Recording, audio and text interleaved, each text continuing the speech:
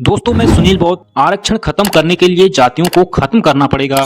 जातियां खत्म होगी तो भेदभाव छुआछूत भी खत्म हो जाएगा। इसके लिए दोस्तों सबसे पहले जितने भी ऊंची जाति के लोग हैं या लोग बने बैठे हैं उन सबको आगे आकर आंदोलन करना पड़ेगा। सरकार को जगाना पड़ेगा कि हम अपनी जाति त्याग रहे हैं या छोड़ रहे हैं। जिस दिन जातियां खत्म हो जाएंगी भेदभाव छुआछूत के साथ साथ आरक्षण भी खत्म हो जाएगा। दोस्तों अब बात करते हैं, क्या सच में जाति के आधार पर ही भारत में सब कुछ होता है? तो दोस्तों इसका जवाब है नहीं, सिर्फ भेदभाव ही होता है, काम में नहीं होता है। आइए जानते हैं डिटेल से। दोस्तों भारत के ब्राह्मण कहते हैं कि भारत में कर्म के हिसाब से सब कुछ होता है, लेकिन यहाँ तो बच्चे के जन्म लेते ही उसकी जाति उसके सर पर थोप दी जाती है।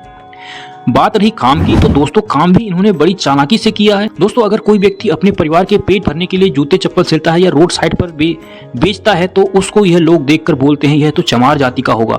लेकिन वहीं जितनी भी बड़ी कंपनियां हैं जैसे बाटा या फ्लाइट, इन कंपनियों में जूते चप्पल बनाने वाले लोगों से लेकर मैनेजर सुपरवाइजर तक सभी ब्राह्मण या ऊंची जाति के लोग भरे बैठे हैं। अगर ब्राह्मण धर्म के हिसाब से काम बांट रखा है, यह सब काम निचली जातियों का है, तो फिर ब्राह्मणों को आज से ही अभी से ही इन सभी बड़ी कंपनियों से रिजाइन देकर घर बैठ जाना चाहिए। वहीं लोहे की कारोबार की बात करें तो दोस्तों जैसे हंसिया फावड़ा या छोटे मोटे औजार जो लोग बनाते हैं तो यह लोग उसको नीची जाति का या लोहार कहते हैं, उसके हाथ का पानी तक नहीं पीते। लेकिन जितनी भी बड़ी कंपनियां हैं जैसे टाटा, सुजुकी, यामा और भी कई सारी कंपनियां जो लोहे का सारा सामान बनाती है, गाड़ी बाइक से लेकर हवाई जहाज तक, उन सभी कंपनियों में भी ब्राह्मण यानी कि जितने भी ऊंची जाति के लोग हैं वह सब इन कंपनियों में काम करते हैं। लेबर से लेकर मैनेजर तक उन कंपनियों में है। दोस्तों इस हिसाब से देखा जाए तो वह सब लोहे का काम भी तो लोहार का होता है, ब्राह्मणों को तो नहीं करना चाहिए। दोस्तों इसमें एक बात और, जिस समय तक भाषा नहीं बनी थी तब इन्होंने आरती और पूजा पाठ करना शुरू कर दिया था, सिर्फ किताबों में। दोस्तों ये किताबों की बात बता रहा हूँ, जब कागज का आविष्कार नहीं हुआ था पूरी दुनिया में तब इनकी रामायण महाभारत लिखी हुई थी। जब गिनतियों का आविष्कार नहीं हुआ था तब इन्होंने गिन लिया था कि रामायण महाभारत में लाखों पुत्र किसके थे, कितने थे, रावण के 10 सिर थे, यह बातें लिखी गई हैं उससे पहले ही।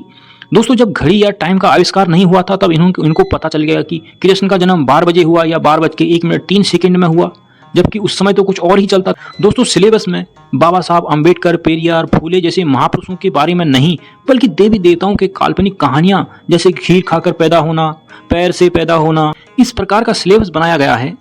तो वह बच्चा आगे चलकर एक अच्छा डॉक्टर, एक अच्छा इंजीनियर कैसे बनेगा?